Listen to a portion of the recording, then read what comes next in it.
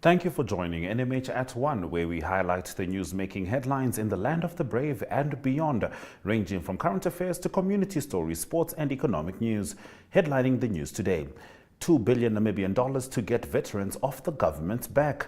ACC investigates Mulungs' 100 million Namibian dollar payment, and salaries swallow 80% of the defense budget. I am Ashwin Berry, and this is NMH at 1.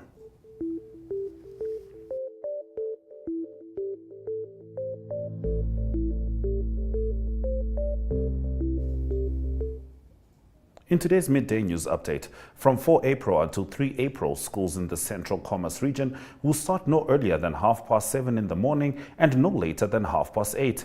This new order was issued to school board leaders and school principals. Schools must limit their learner activities to end by 4:30, including schools that make use of the platoon system.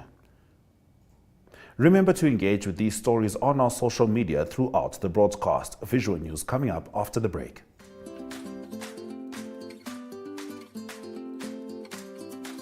Active Kids is an initiative under the MyZone brand that aims to provide exciting and easy activities and fun stories. If you would like to feature your brand or campaign on this platform, contact zone@synergy.com.na. Active Kids, where we actively invest in your future.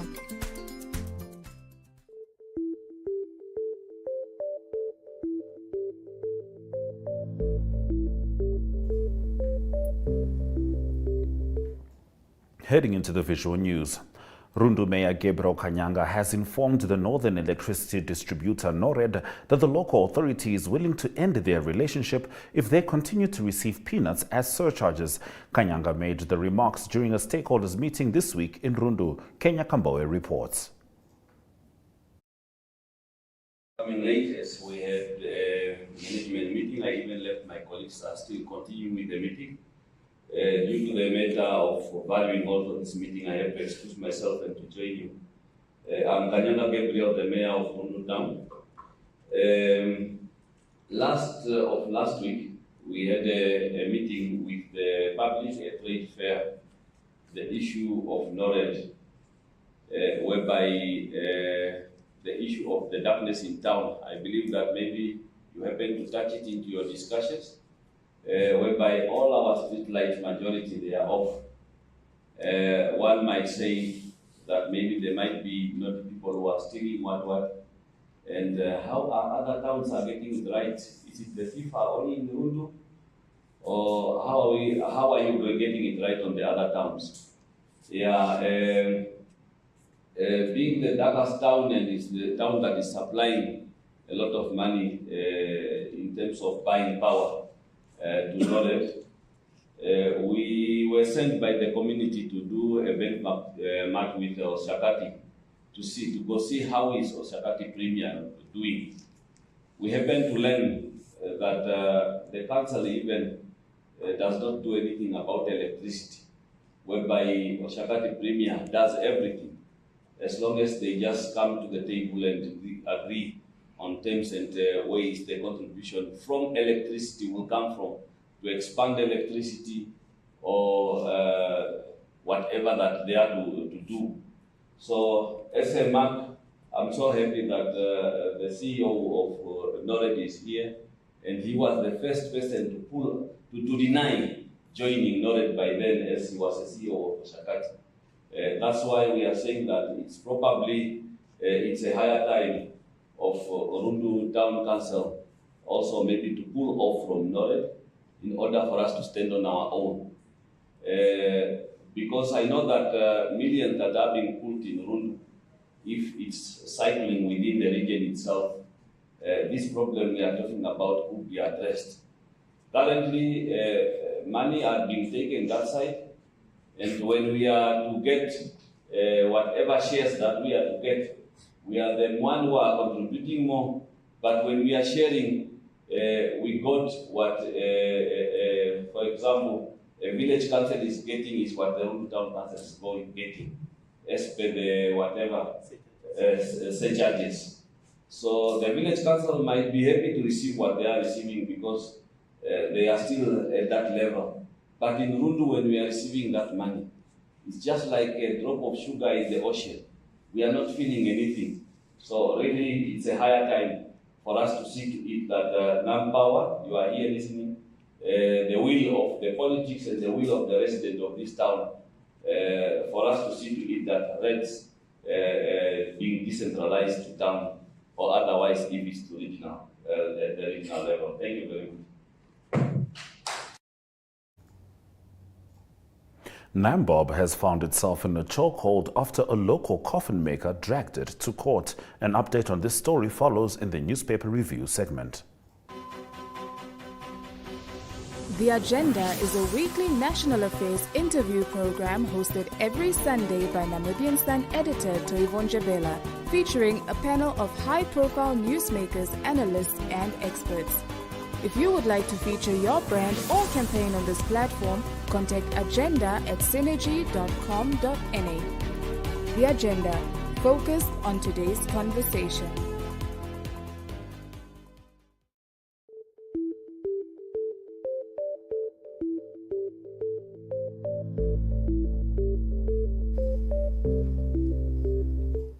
Heading into the newspaper review, the Namibian Sun's front page reports that in a bizarre twist of fate, Nambob Funeral Solutions, a company entrusted with laying the dead to rest, has found itself in a chokehold after a local coffin maker dragged it to court, demanding outstanding payments of 3.4 million Namibian dollars for coffins provided.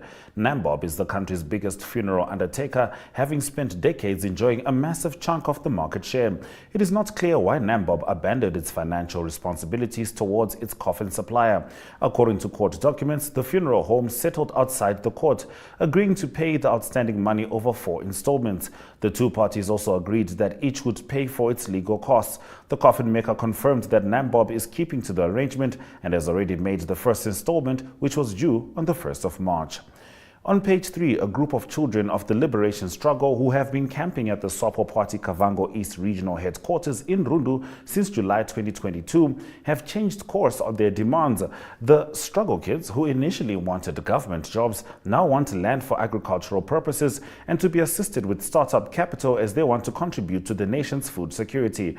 This is contained in a letter dated 14 February addressed to Kavango East Governor Bonifacius Wakudumo, in which the group called upon his office to engage the relevant authorities to make their demands a reality. Now, Republican informed that 2 Namibian women will, for the first time in the history of the country's judiciary, be appointed to serve the Supreme Court bench. Tomorrow, Johanna Sophia Hanley Prinsloo and Essie Malika Sheming Chase will start as acting Supreme Court judges, actually effective today. On page 3, the San community has been driven deeper into poverty by climate change. This is according to Leon Tamkao, a member of the Nyaya Nyaya Conservancy and Community Forest Management Committee, who this week gave Namibian Sun insight into the devastating impact of climate change on the community. He said the drastic change in rainfall patterns has increasingly fueled poverty amongst the San people, who largely live off bush food, edible roots, berries, fruits, and nuts. Now, the request made by Finance Minister Shimi to the Namibian Police Chief to review an investigation into the controversial Commonly arrest is also being taken up by the Anti-Corruption Commission in a broader sense. That is what Algemene Zeitung leads on the front page of its Friday publication. In addition, the director of the Anti-Corruption Commission, Paulus Noah, confirmed in an interview with the AZ that his office had already prepared a file and had already sent a subpoena to fuel distributor Namco. On page 3, the AZ is focusing more on workshops. The Namibian Ministry of Information and Stakeholders emphasized that Namibia is on the path to digital transformation and that potential must be exploited. As a result, Namibia wants to establish itself as an attractive location for data security. We continue with newspaper review after the break, starting with the Namibian newspaper. Africa Good Morning is a current affairs program that brings you the latest from Southern Africa and beyond. News, economics, sport, weather, interviews, and so much more. For any advertising or news-related queries, contact agm@synergy.com.na. Africa Good Morning, bringing Africa to you.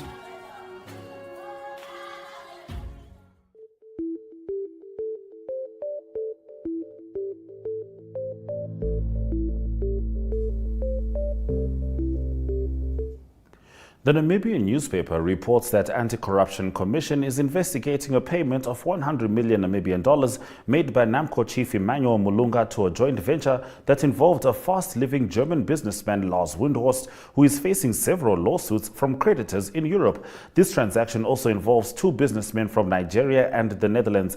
The ACC has given NAMCO until today to answer their questions regarding the transaction that was made without the board's approval. ACC Director Paulus Noah yesterday confirmed to the Namibian that his team is investigating the matter. On page 3, arrested activist Mbulukeli Nauyoma is due to hear at the start of the next week whether he will be granted bail after nearly 2 weeks in police custody. Applying for bail in the Windhoek Magistrates Court in Katutura yesterday, Nauyoma denied that he acted violently, incited violence, or was taking part in a prohibited public demonstration before his arrest on 21 March. He also said he and a group of people who had gathered in Katutura for a planned public demonstration about Namibia's high unemployment rate were simply walking home together while carrying placards made for their demonstration and singing songs to keep their spirits up when he, fellow activist Malcolm Shelelo, and Popular Democratic Movement parliamentarian Ina Hengari were arrested by police. Now on to New Era. It is reported on page 1 that on face value, defense is one of the highest recipients of the national budget, but at least 50% of what it received for the 2023-24 financial year will go into remuneration-related expenditure, while the remaining 20% will have to cater for its operational costs, maintenance of dilapidated infrastructure, recruitment, and the construction of the ongoing defense headquarters in Cedorov. On page 3, a labor organization in Taiwan and the government of the Philippines are seeking to bring charges against vessel owners and companies involved in the trafficking of their nationals. The fishermen were rescued in September last year in Namibia after allegedly being kept for 2 years on 2 vessels. However, Namibian authorities said the investigations are complex and they are not dragging their feet. At least 35 of the trafficked fishermen are Filipino, while 2 are from Taiwan. On to Market Watch, the South African Reserve Bank announced a second consecutive increase in the repo rate this year. SARB raised the repo rate by 50 basis points from 7.25% to 7.75% yesterday. At the first monetary policy announcement in January, the central bank increased the repo rate by 25 basis points from 7% to 7.25%. The prime lending rate currently stands at 11.25%. South Africa's annual consumer inflation rose for the first time in 4 months, edging to 7.0% in February, 6.9% in January, according to Stats South Africa. Contract CIF members for construction work. More on this story in Economic News.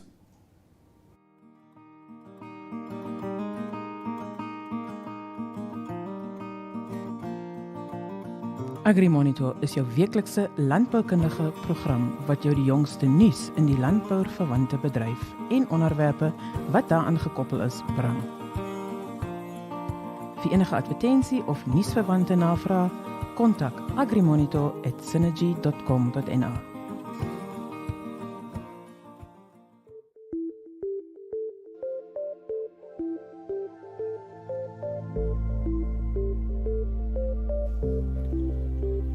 Heading into economic news on NMH at 1, the Construction Industries Federation of Namibia is concerned that many government projects over the last years were abandoned before completion, as well as that the quality of the workmanship on many of the projects was regarded as very poor and below desired standards.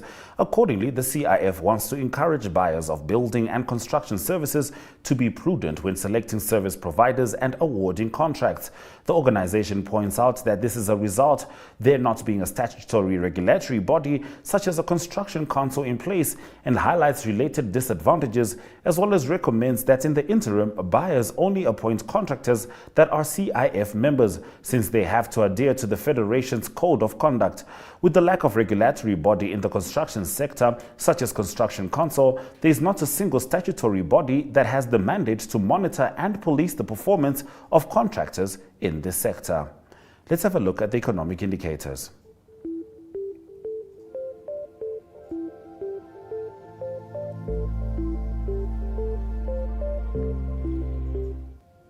The Namibian dollar maintained its value next to the Chinese yuan, but is trading down next to the British pound, euro, and US dollar, currently at 17.86 next to $1. Capricorn Investment Group and Namibia Breweries Group made upticks of 0.1% and 6.5% respectively. Local index and overall index both closed on upticks of 2.16% and 0.69%. Copper, zinc and Brent crude oil all made downturns, whilst gold made an uptick of 0.40%. Now, Kenya police and crowds clash in the third wave of price rise protests. Stay with NMH at 1 for an update in Africa News. In Business 7, you get news on current economic, financial and business matters in Namibia. The weekly show features interviews with experts and in-depth analysis of burning issues in a way that caters for ordinary Namibians and business connoisseurs alike. For news-related or advertising queries, please contact B7 at synergy.com.na.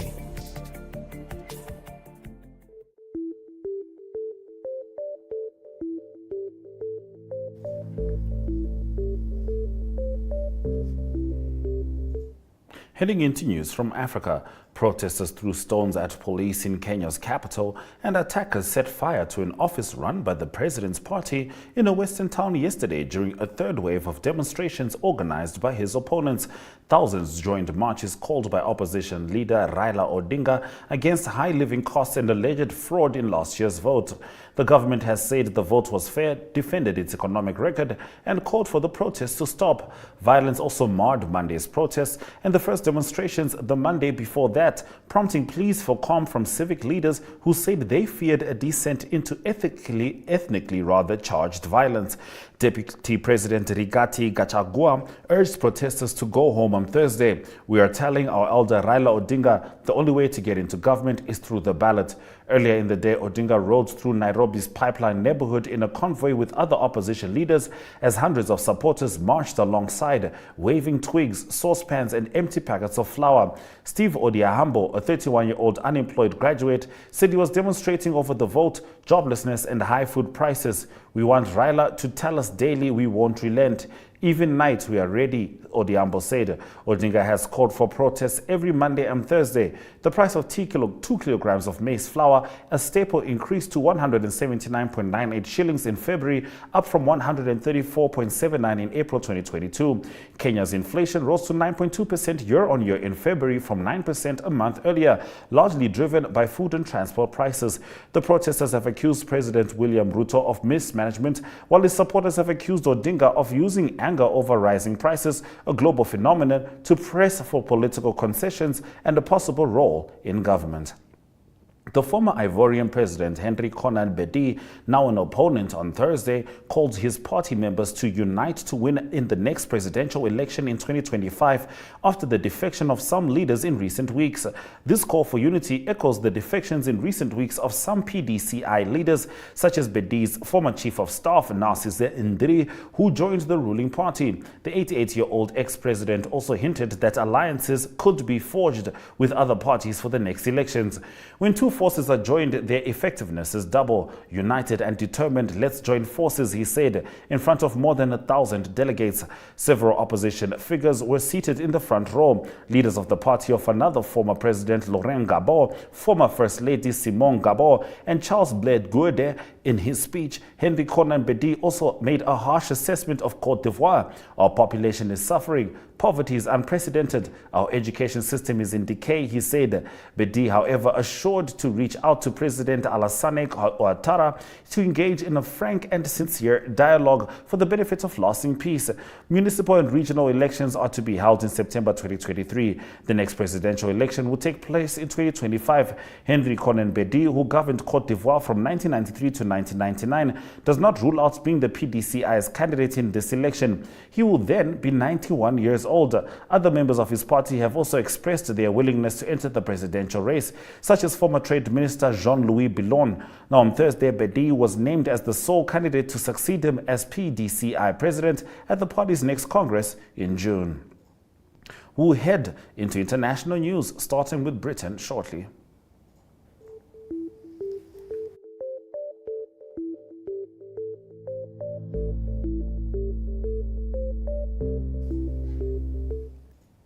Britain on Friday said it has struck a deal to join an 11-country Trans-Pacific Trade Pact, which includes Japan and Australia, as it looks to deepen ties in the region and build its global trade links after leaving the European Union. Prime Minister Rishi Sunak said Britain had agreed to join the Comprehensive and Progressive Agreement for Trans-Pacific Partnership in a move his office said was the biggest trade deal since Brexit.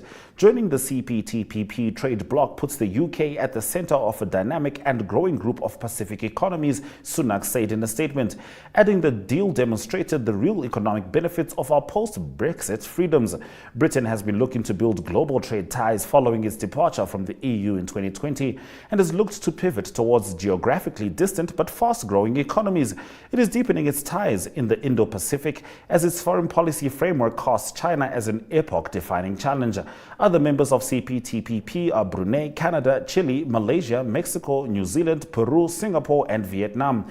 Britain is the first new member to join the group. Membership will supplement existing bilateral free trade agreements Britain has with most of the member countries and gives businesses extra options over the terms they can trade under. The overall impact of the trade deal is said to be modest. Britain said the deal, which will cut tariffs on cars, spirits and dairy products, would boost the economy by £1.8 billion each year in the long run, a figure that could rise as more countries join the pact.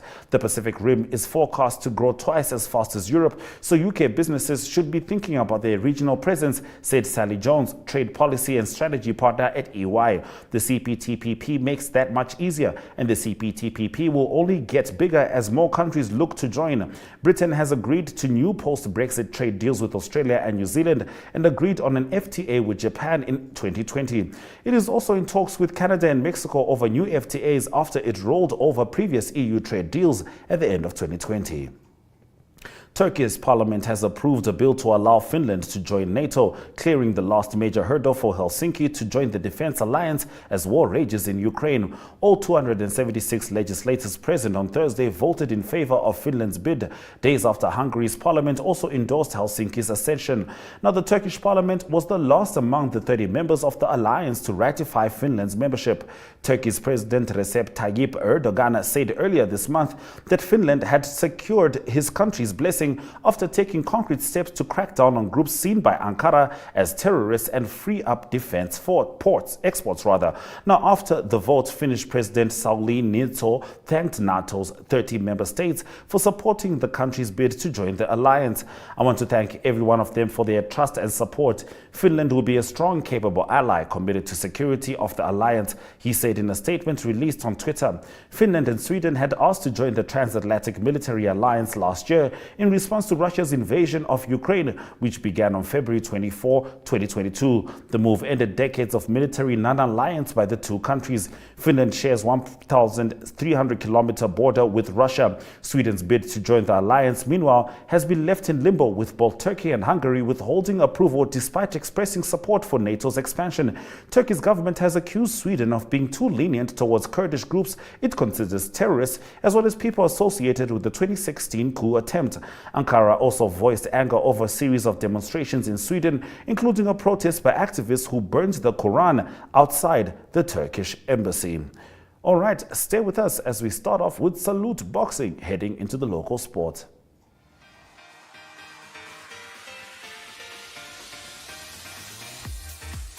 Flex is your health and fitness show that focuses on the health of the mind, body and spirit. If you would like to feature your brand or campaign on this platform, contact zone@synergy.com.na.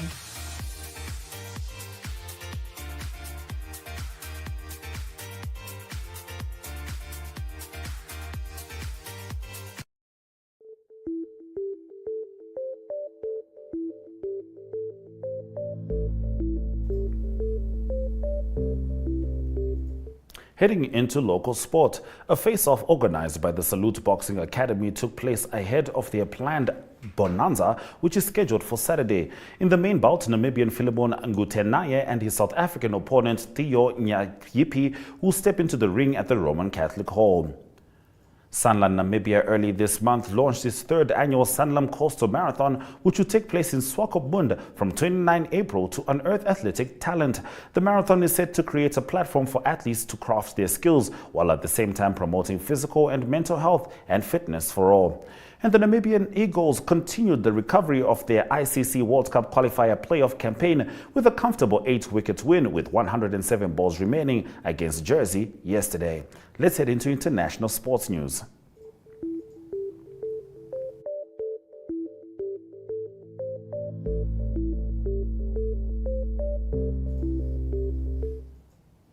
Starting with athletics, defending champions Akani Simbine and Karina Horn had the crowd on their feet at NWU MacArthur Athletic Stadium on Thursday, winning their 5th national titles in the men's and women's 100-meter finals on day 1 of the ASA Senior Championships in Potchefstroom. Now, Bafana coach Hugo Broos had initially told the South African public to kill him if the team failed to make it to the 2023 Total Energies Africa Cup of Nations, and now the tactician can breathe easy after they made it to the tournament after a 2-1 win over Liberia in Monrovia. Phew, indeed.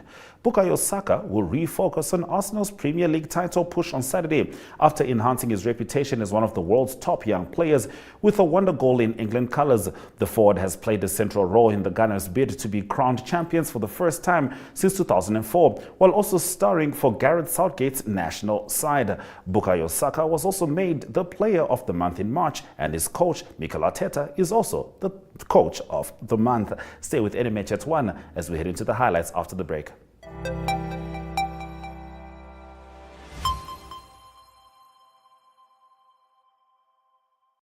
Hello NMH at 1 viewers, my name is Michael Kayunde and I'm back on your TV screens to give you a summary of the events that are taking place this weekend. To start with, you can catch that is Chill Sessions tonight on Namibian Sun's Facebook page. That's the show where I get to take you in and around the country, showcasing you the latest music videos that are trending for the week.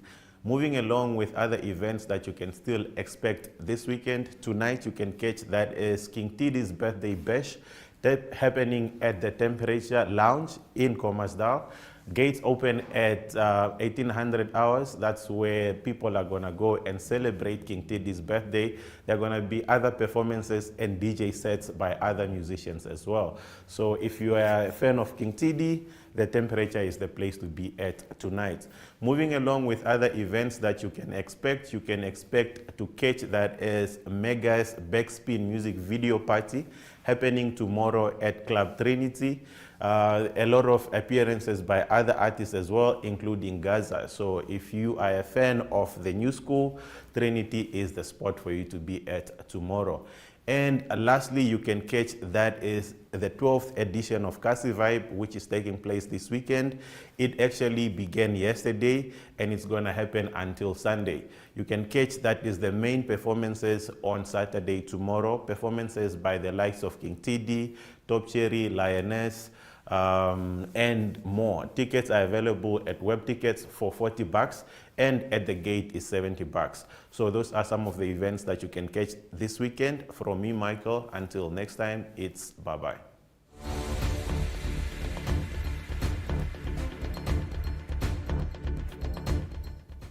Let's head into the highlights from this afternoon's broadcast. Protesters threw stones at police in Kenya's capital and attackers set fire to an office run by the president's party in the western town yesterday during a third wave of demonstrations organized by his opponents. Britain on Friday said it had struck a deal to join an 11-country Trans-Pacific Trade Pact, which includes Japan and Australia. Sanlam Namibia early this month launched its 3rd annual Sanlam Coastal Marathon, which will take place in Soccermund on 29 April to unearth new talent. Those have been your highlights. Remember to tune in every weekday from 1 p.m. to spend your lunch hour with NMH at 1. From me, Ashwin Berry. See you next week.